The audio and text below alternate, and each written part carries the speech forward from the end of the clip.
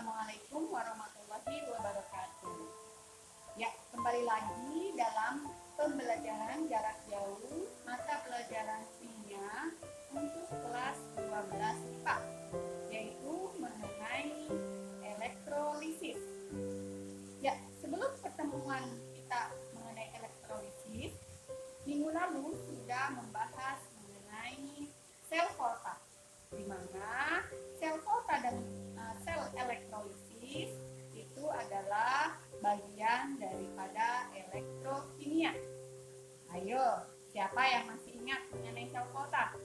Apa sel volta? Apa yang terjadi pada sel volta? Perubahan apa? Ya, pada sel volta terjadi perubahan antara yaitu reaksi kimia menghasilkan energi listrik. Contohnya apa? Ya, betul sekali. Contohnya yaitu pada baterai. Ya. Kemudian bagaimana dengan elektrolisis? Nah, untuk elektrolisis yaitu kebalikannya.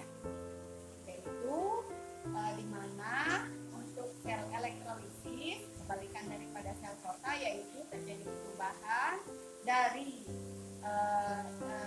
energi listrik menjadi energi kimia. Ya, bagaimana proses terjadinya sel elektrolisis? Kita bahas di materi berikut. Ya, sel elektrolisis adalah peristiwa penguraian elektrolit dalam sel elektrolisis oleh arus listrik. Nah, arus listrik ini berasal dari sumber arus baterai atau aki yang menghasilkan arus searah. Reaksi pada sel elektrolisis tidak spontan karena hanya berproses apabila memperoleh arus dari sumber arus. Ya, logam kurang mulia dapat dilapisi dengan logam mulia dengan cara elektrolisis. Nah, metode ini dikenal dengan metode penyepuhan atau elektroplating.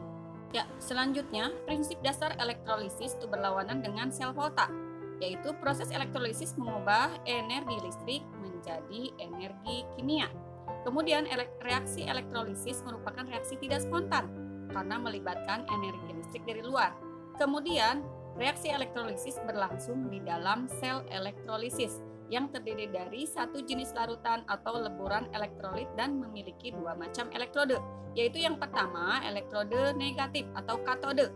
Jadi kalau di elektrolisis itu katode adalah elektronegatif, yaitu elektrode yang dihubungkan dengan kutub negatif sumber arus listrik. Kemudian elektrode positif atau anode adalah elektrode yang dihubungkan dengan kutub positif sumber arus listrik. Jadi di elektrolisis katode adalah kutub negatif. Kalau anode merupakan kutub positif. Ini berkebalikan dengan di sel volta.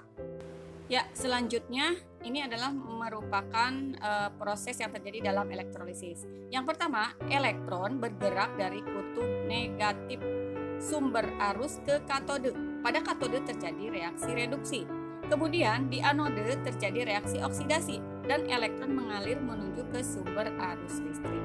Kemudian ion positif bergerak menuju ke kutub negatif dan ion negatif bergerak menuju kutub positif.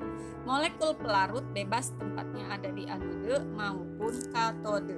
Ya, selanjutnya reaksi-reaksi pada elektrolisis. Yang pertama, reaksi di katode bergantung pada jenis kation. Misalnya di kation logam aktifnya itu golongan 1A, 2A, Al, dan Mn. Maka yang tereduksi adalah air, sehingga reaksinya adalah 2H2O plus 2 elektron menjadi H2 plus 2OH-. Kemudian jika kationnya kation lain, yang tereduksi adalah kation itu tersebut. Maka reaksinya adalah 2H plus tambah 2 elektron menjadi H2 atau Y plus Xe- menjadi L. Kemudian reaksi di anode tergantung pada jenis anode dan anion. Nah, misalnya anionnya adalah sisa asam oksi SO4 2-, NO3-, PO4 3-. Yang tereduksi adalah air. Reaksinya adalah 2H2O menjadi 4H+ ditambah O2 plus 4 elektron. Kemudian jika anionnya sisa asam lain misalnya Cl-, Br-, I- atau OH-, maka yang teroksidasi adalah anion, yaitu 2Cl- menjadi Cl2 plus 2 elektron atau 4OH- menjadi 2H2O plus O2 plus 4 elektron. Kemudian anodenya misalkan yang inert yaitu PT, AU, dan Cl. Kemudian selanjutnya untuk anode yang tak iner. Jadi yang teroksidasi adalah anode tersebut, yaitu reaksinya M menjadi MY plus YE min.